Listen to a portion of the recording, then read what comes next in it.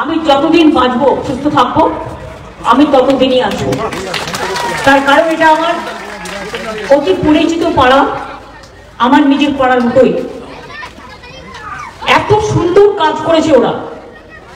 শিল্পী হচ্ছে মলয় শুভ, তুলনা নেই।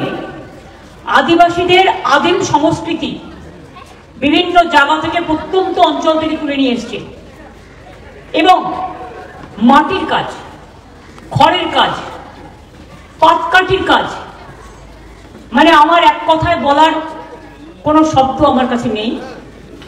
বিশ্ব আমাদের অ্যাক্রিডিটেশন কমিটির চেয়ারম্যান আমাকে বলল, দিদি এত অপূর্ব কাজ।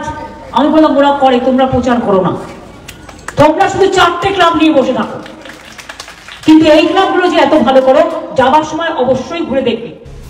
এই ধরনের আরো খবর শুনতে ইউটিউবে দ্য ডট চ্যানেলটিকে সাবস্ক্রাইব করে নিন এবং ফেসবুকে দ্য ডট নিউজ পেজটিকে সার্চ করে লাইক করে নিন।